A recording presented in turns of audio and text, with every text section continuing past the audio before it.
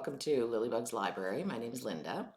So I'm going to try to do this video again. Had a few problems yesterday, but I think we got them straightened out. And I'm a little bit late with it. It's an arc for a new book coming out, or that is now out, by Lynn Cahoon. It's called Five Furry Familiars.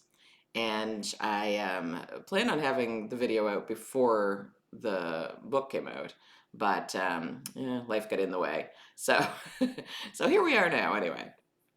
So it's about Mia Malone, and she runs Mia's Morsels, which is a cooking school and catering company. And she's still working to get it off the ground. I haven't read, this is the fifth in the Kitchen Witch Mysteries. I haven't read any of the other ones, but from what I could gather, she had bought an old school and she converted it so that she and her roommate are living in one side of it, and the other side is going to be like a library and for a cooking school and things like that. But for now, while she's trying to, get that paid for, she is working as a catering director for someone else at a ski lodge. Not real crazy about it. I mean, she likes the work, but she, doesn't like answering to someone else the way, most entrepreneurs do. They'd rather work for themselves. So she's already got one familiar, and doesn't sound like she's been a witch that long. Like maybe she either just came into her powers, or else she is, uh, I don't know, for whatever reason, she didn't seem like she'd been a witch that long. So her grandmother comes over to teach her some spells and things as well. But she does have a cat familiar, and while she's doing, her work and everything, someone shows up and leaves a basket of kittens on her doorstep, and there's three kittens in the basket. So, and they all seem to be familiars as well. So she lets them in and she's looking after them and stuff, trying to figure out who left them and where the mother is. And if you're keeping count, that's four furry familiars.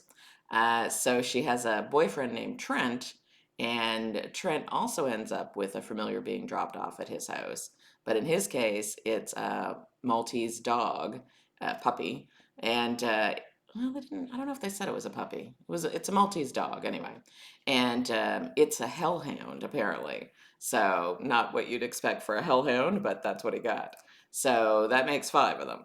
So it's kind of chaos at her house. It's there's lots of animals. There's people coming and going. Her grandmother's staying there for a while to help her out. Um, just it's just kind of a bit of a hot mess, but they're making it work. And then her roommate Christina, um, I don't believe she is a witch. She doesn't seem to have powers. But all of a sudden, a guy that she used to date years ago shows up on her doorstep with a ring and wants to marry her, and she hasn't seen him in years. So she, of course, tells him, like, no, not interested. And he convinces her to go meet him for supper, and he just wants to talk. So she decides to do that. Her current boyfriend, who is Trent's brother, is not crazy about the idea. But even less so, she gets there and she finds out that he's dead. So now she's a suspect, her boyfriend's a suspect, and Mia's kind of caught in the middle of all this, trying to figure out what happened and figure out kind of how to keep either one of them from going to jail.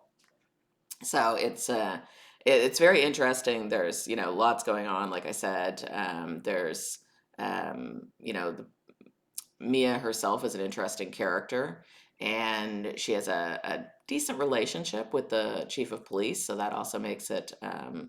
I don't know. I like it better when they kind of get along a little instead of always butting heads. But that's just me personally. That's nitpicky. But I do like the fact that she has a good relationship with him, and it's there was a lot to it, like a lot of different layers of what could be going on and who's involved, and is it magical, is it not magical? So really enjoyed it. The only thing that because I haven't read the other books, there was like one little tidbit there that I thought I have no idea what that is. Every now and again, I think twice in the book, someone named Gloria will make a noise or say something. I have no idea who Gloria is. So if anyone's read any of the Kitchen Witch mysteries and they know who Gloria is, let me know in the comments down below. I mean, it wasn't anything major. It was like a giggle or whatever.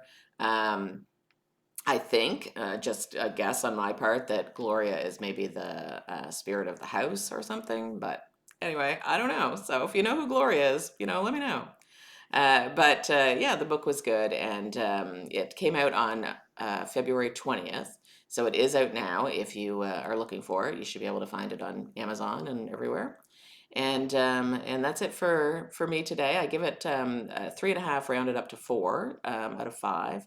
So did enjoy it, and I'll probably go back and read one of the other ones and see kind of where Mia's morsels all started.